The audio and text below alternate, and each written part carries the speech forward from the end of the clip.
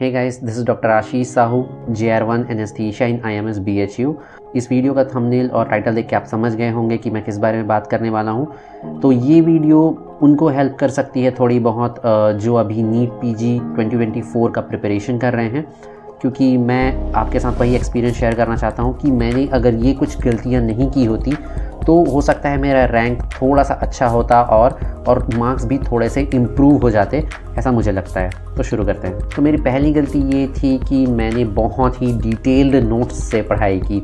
तो शुरू में जब मैंने पढ़ाई की तो थोड़ा सा क्योंकि टाइम था एग्ज़ाम के लिए, तो हो सकता है मेरे को ये बोल सकते हैं कि गलतफ़हमी हो गई कि बहुत ज़्यादा टाइम है, मुझे ऐसा लगा। तो शुरू में मुझे ये लगा कि हाँ बहुत टाइम है, आराम से पढ़ेंगे।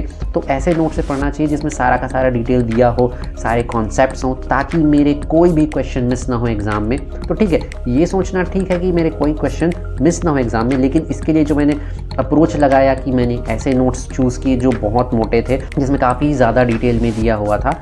तो उससे क्या हुआ कि फिर फर्स्ट रीडिंग करने में ही बहुत टाइम लग गया। जैसे कि मैंने जब पढ़ाई शुरू की थी जून 2022 में, तो 1 महीना मुझे सिर्फ और सिर्फ एनाटॉमी पढ़ने में लग गया था। हालांकि मेरी रूरल पोस्टिंग भी शुरू हो गई थी, लेकिन उसको अपन साइड में रखते हैं।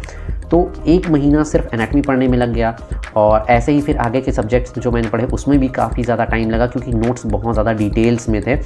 तो फिर यही गलती हुई कि फिर मैंने सारे सब्जेक्ट्स पढ़ने में मुझे बहुत ज़्यादा टाइम लगा, फिर उसको रिविज़न करने में भी बहुत ज़्यादा टाइम लगा। और फिर बेसिक थॉट एक ये भी होता है कि जब आप एक बहुत ही ज़्यादा डिटेल्ड नोट्स देखोगे तो रिविज़न करते टाइम आपका खुद दिमाग ख़राब हो जाएगा कि मुझे इतना सारा फिर से रिवाइज़ करना है। तो मेरा सजेशन यही रहेगा कि यार अगर आप मीडियम साइज़ के नोट्स भी लेते हो तो आपको पढ़ने में भी आसानी होगी, फर्स्ट रीडिंग में भी आसानी होगी। आप सेकंड रीडिंग जब करेंगे, उसको रिवीजन करेंगे तो भी वो जल्दी होगा, और आप उसको मल्टीपल टाइम उसको आराम से रिवाइज़ कर पाएंगे, तो आपका ही बेनिफिट होगा। तो मेरी दूसरी गलती मैं मानता हूँ कि मैंने उतना अच्छे से रिवीजन नहीं किया था जितना मुझे करना चाहिए था। और इसका मेन रीज़न तो मैं आपको बता ही चुका हूँ कि मेरे नोट्स ही भारी भरकम थे, जिसकी वजह से मुझे फर्स्ट रीडिंग करने में बहुत ज़्यादा टाइम लगा। सेकंड जो मेरा रिवीजन था उसमें भी बहुत ज़्यादा टाइम लगा, और वो पूरा कंप्लीट भी नहीं हो पाया था।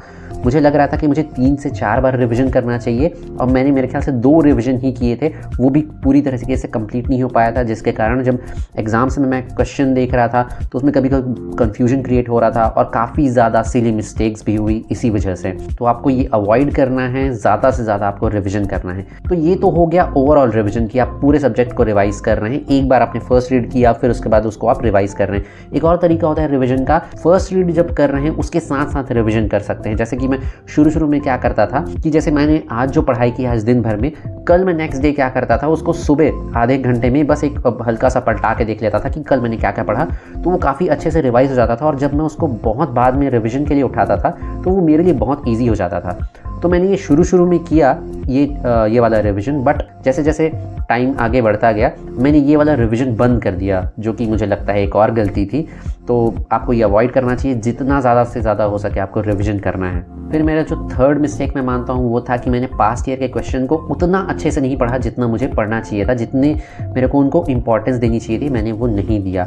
और मुझे ऐसा लगता है कि अगर मैंने उनको अच्छे से रिवाइज़ किया होता और तो सिली मिस्टेक्स कम होते, और मैं मानता हूँ कि मेरे 5 से 10 क्वेश्चंस जो गलत हुए वो सही होते, जिसके कारण ऑब्वियसली मेरे मार्क्स भी इंप्रूव होते और रैंक भी अच्छे से इंप्रूव होता। क्योंकि पास्ट ईयर के क्वेश्चन सॉल्व करने से क्या होता है कि आपको पैटर्न पता चलता है कि किस टाइप के क्वेश्चंस आ रहे हैं, किस टॉपिक को पढ़ना ज़्यादा ज़रूरी है, किस टॉपिक को आप छोड़ सकते हैं, किस टॉपिक से किस टाइप के क्वेश्चन फॉर्म हुए हैं पहले, और अब किस टाइप के क्वेश्चन फॉर्म हो सकते हैं जो बचे हुए हैं। ये सब आपको क्लैरिटी मिलती है जब आप पास्ट ईयर के क्वेश्चंस को अच्छे से रिवाइज करते हैं। तो मुझे लगता है कि अगर मैंने वो किया होता ज़्यादा अच्छे मार्क्स आते। तो यही थी मेरी टॉप 3 मिस्टेक्स जिसको आपको अवॉइड करना है, जिससे आप ज़्यादा अच्छा रैंक सिक्योर कर सकते हैं और अच्छे से पढ़ाई कर सकते हैं। फिर इस वीडियो में बस इतना ही, मिलते हैं अगली वीडियो में।